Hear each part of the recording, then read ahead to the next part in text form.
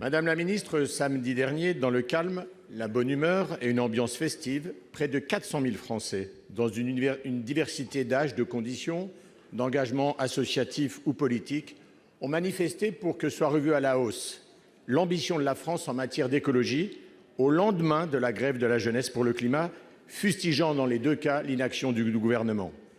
Je note que cela vous a laissé sans voix et sans réaction. Quand hier, Nicolas Hulot claquait la porte en regrettant la politique des petits pas, autrement dit l'immobilisme. Madame la ministre, les Français vous exhortent à agir aujourd'hui. Pouvez-vous donc nous dire quelle est l'ambition du gouvernement sur votre politique en faveur du climat et la promotion d'une écologie positive plutôt que punitive? Pour vous répondre, la parole est à Madame la secrétaire d'État auprès du ministre de la Transition écologique et solidaire. Vous avez la parole, Madame la ministre. Monsieur le président du Sénat, Mesdames, Messieurs les sénateurs, Monsieur le sénateur Husson, vous avez cité la mobilisation des jeunes et la mobilisation de nos concitoyens pour le climat. Vous avez bien fait parce que ces mobilisations sont salutaires et elles sont importantes.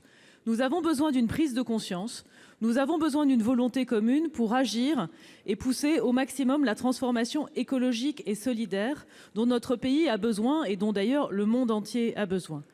Ces marches sont importantes, de même que les débats qui ont eu lieu, et je pense aux débats qui ont eu lieu avec le président de la République à Gréoux-les-Bains, avec de nombreux jeunes qui ont également interpellé le président en la matière. Et demain, nous rencontrerons avec Jean-Michel Blanquer, François de Rugy, Brune Poirson et Gabriel Attal des lycéens qui ont participé aussi à des débats dans leurs établissements. Il ne s'agit pas d'être interpellés les uns contre les autres. Il ne s'agit pas d'être opposés les uns aux autres. Il s'agit ensemble d'agir pour cette transformation écologique. Au ministère de la Transition écologique, nous sommes à la tâche tous les jours. Nous n'avons pas attendu ces mobilisations pour agir. Nous sommes déterminés. Nous avançons en matière énergétique. La programmation pluriannuelle de l'énergie a été présentée récemment. En 2020, fermeront les 2 premiers réacteurs nucléaires en France à Fessenheim. Nous avons signé le projet de territoire. D'ici 2022, fermeront les 4 centrales à charbon qui restent en métropole. Cette transition est en cours, elle est faite avec les territoires que nous accompagnons. Nous créons l'Office français de la biodiversité en matière de biodiversité. Nous mettons en place le 11e parc naturel.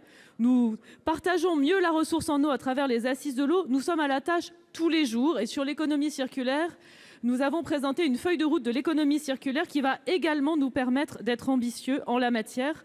Et cette feuille de route arrivera prochainement devant l'Assemblée nationale et le Sénat. Le président de la République l'a dit à Gréoux, il faut aller plus vite, plus loin, plus fort. Ce sera aussi l'enjeu de la sortie du grand débat que de proposer une feuille de route complémentaire pour être au rendez-vous de la transition écologique et solidaire. Merci Madame la ministre. Monsieur Husson. Réponse convenue, Madame la ministre. Je le dis très simplement, le gouvernement reste petit bras à un moment où en fait vous avez affaire à un dossier pour le moins préoccupant. Et il ne faut surtout pas geler les ambitions en plein réchauffement climatique. Je vais vous donner quelques exemples. La PPE, maintes fois repoussée, dont on peine à avoir une ligne directrice. La trajectoire carbone, pour le moins indécise. Le développement des énergies alternatives, balbutiant. La sortie du nucléaire, aussi peu sereine que le dossier de fermeture des centrales à charbon. Et puis la fiscalité verte, mise sous le tapis depuis la crise des Gilets jaunes et qui risque de demeurer longtemps un maquis où se cachent mécontentement, injustices et colère. Madame la ministre, l'inaction écologique, c'est aussi 100 milliards par an consacrés au traitement de la pollution de l'air. La facture énergétique, c'est 40 milliards de déficit, c'est-à-dire 2/3 du déficit du commerce extérieur.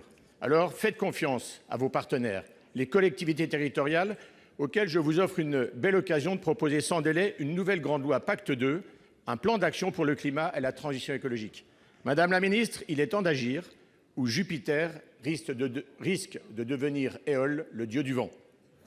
Merci.